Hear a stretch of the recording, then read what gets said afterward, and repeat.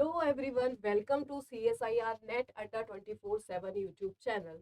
I am your chemistry educator और आज हम डिस्कशन करने वाले हैं एक ऐसे टॉपिक से जो सबके दिमाग में होता है। लास्ट वीडियो में हमने डिस्कशन किया था कि CSIR नेट के थ्रू हम क्या करें, आफ्टर CSIR नेट क्या करें।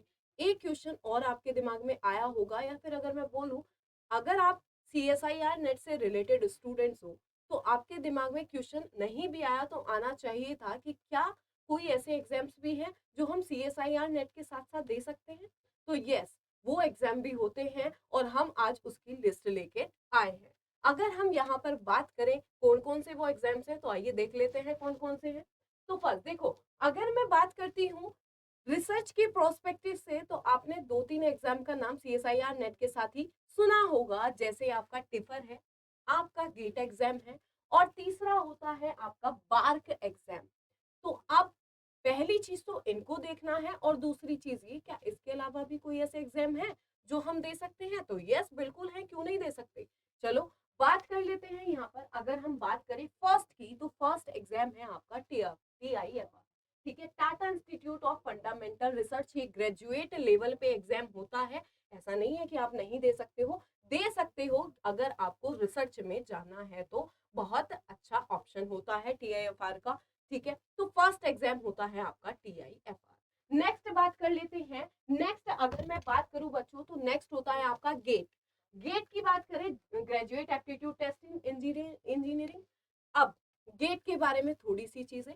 पहली चीज तो गेट का सिलेबस बिल्कुल सेम जैसा आपका गेट का, और जब हम पेपर की बात करते हैं बिल्कुल सेम सिलेबस होता है जैसा आपका CSIR नेट के लिए होता है। तो वो प्रिपरेशन फेज में आपको कोई प्रॉब्लम ही नहीं आने वाली। जो आप CSIR नेट के लिए पढ़ रहे हो वही आपको टिफर और गेट के लिए पढ़ना है। दूसरी चीज, गेट के थ्रू और भी चीजें तो होती हैं, आपको पता होगा, बहुत अच्छे से पता होगा कि गेट के थ्रू हम PSUs में जा सकते हैं।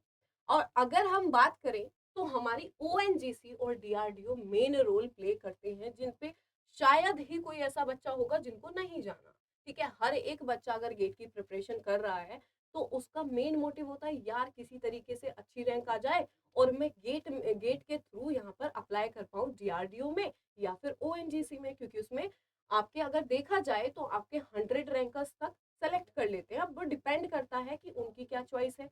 ठीक है, कभी कभी वो उससे कम रैंक वाले सेलेक्ट करते हैं। मतलब अगर मैं बात करूं, यहाँ पर मैक्सिमम 70 रैंक्स मान लो सेलेक्ट करते हैं, बाद में इंटरव्यू के बेसिस पर देखा जाता है कि किसका सिलेक्शन होगा किसका नहीं। तो ये थी गेट की बात। अब बात कर लेते हैं, एक एग्जाम और होता है आपका ICMR-JRF। ठीक है, Indian council of medical research junior research fellowship. अब ये एग्जाम क्या आप दे सकते हो या नहीं दे सकते हो? यस, दे सकते हो।